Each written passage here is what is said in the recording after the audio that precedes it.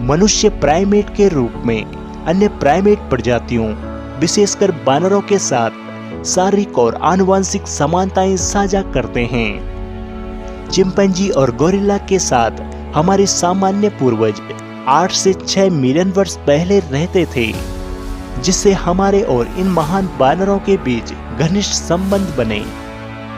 मानव विकास का इतिहास आंतरिक रूप से अफ्रीका से जुड़ा हुआ है, जहां हमारी प्रजाति सबसे पहले उभरी थी। 6 से 2 मिलियन वर्ष पुराने प्रारंभिक मनुष्यों के जीवाश्म विशेष रूप से इस महाद्वीप पर खोजे गए हैं, जो हमारी प्राचीन अतीत के बारे में महत्वपूर्ण सुराग प्रदान करती है। वैज्ञानिक प्रारंभिक मनुष्यों की लगभग 15 से 20 विभिन्न प्रजातियों को पहचानते हैं। हालांकि इन प्रजातियों के संबंधों को लेकर वैज्ञानिकों के बीच बहस जारी है। कई प्रारंभिक मानव प्रजातियों ने कोई जीवित वंशज नहीं छोड़ा, जिससे हमारे विकास की कहानी में जटिलता बढ़ गई है। वैज्ञानिकों ने मानव विकास के इतिहास को अनेक चरणों में बांटा है। मानव विकास का प्रारंभिक चरण हमें ट्रायोपिथेकस से परिचित कराता है, जिसे मनुष्य और बानर दोनों का सामान्य पूर्वज माना जाता है। ये जीव चीन, अफ्रीका, यूरोप और भारत के अनेक क्षेत्रों में निवास करते थे।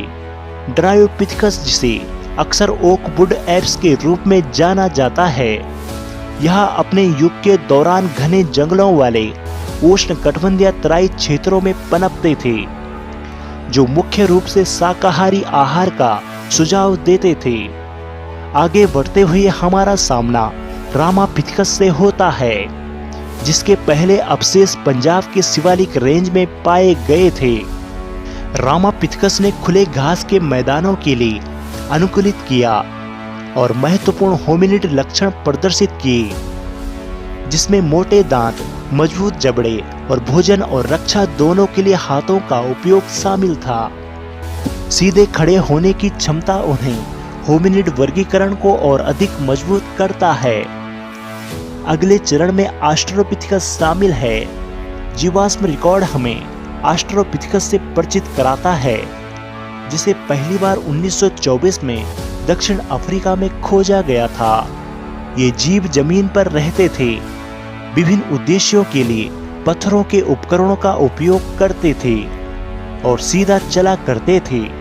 लगभग 4 फीट की ऊंचाई और 60 से 80 पाउंड तक के वजन के साथ ऑस्ट्रोपिथेकस हमारी विकासवादी यात्रा में एक महत्वपूर्ण चरण का प्रतिनिधित्व करती है। मानव विकास में एक महत्वपूर्ण मील का पत्थर होमो इरेक्टस के उद्भव से चिन्हित होता है।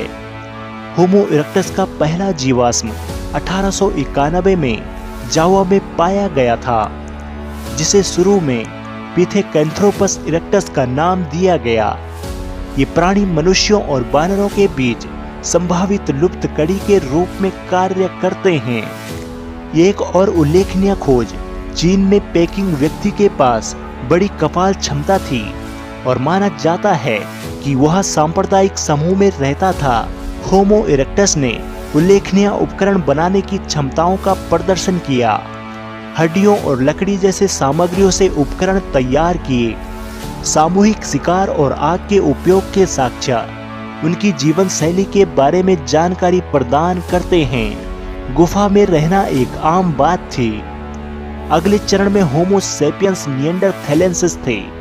जैसे जैसे होमो इरेक्टस का विकास जारी रहा, अंततः होमो सेपियंस का उदय हुआ। इस विकासवादी संक्रमण के भीतर होमो सेपियंस की 2 उपप्रजातियां उभरी, होमो सेपियंस निएंडरथैलेंसिस और होमो सेपियंस सेपियंस। निएंडरथल ने कपाल क्षमता में उल्लेखनीय वृद्धि प्रदर्शित की, जो 1200 सीसी से बढ़कर 1600 सीसी हो गई। वे कुशल शिकारी थे, यहाँ तक कि विशाल शिकार जैसे बड़े शिकार को भी निशाना बनाते थे। छोटी हाथ की कुल्हाड़ियां उनके उपकरण बनाने की क्षमताओं का उदाहरण प्रस्तुत करती है। इस यात्रा का अंतिम चरण हमें होमो सेपियंस सेपियंस के पास लाता है, जिनके अवशेष शुरू में यूरोप में खोजे गए थे और उनकी पहचान क्रो मैग्नन के रूप में की गई थी। उल्लेखनीय परिवर्तनों में कम जबड़े, आधुनिक ठोड़ी की उपस्थिति और अधिक गोल खोपड़ी शामिल है। लगभग 1350 सीसी की कपाल क्षमता के साथ ये प्रारंभिक मानव कुशल शिकारी थे, जो अपनी जीविका के प्राथमिक साधन के रूप में शिकार पर निर्भर थे। यह चरण मानव इतिहास में कला के आगमन का प्रतीक है। हेलो दोस्तों, अगर आपको यह वीडियो पसंद आई हो तो कृपया हमारे चैनल को सब्सक्राइब जरूर करें, व हमारी वीडियो को लाइक व शेयर करें, और हाँ, हमारे चैनल के परमानेंट मेंबर बनने के लिए ज्वाइन वाला बटन दबाकर अवश्य ज्वाइन हो जाएं, जहां आपको प्राचीन काल के इतिहास को जानना और समझना और भी सरल हो जाएगा। धन्यवाद दोस्तों।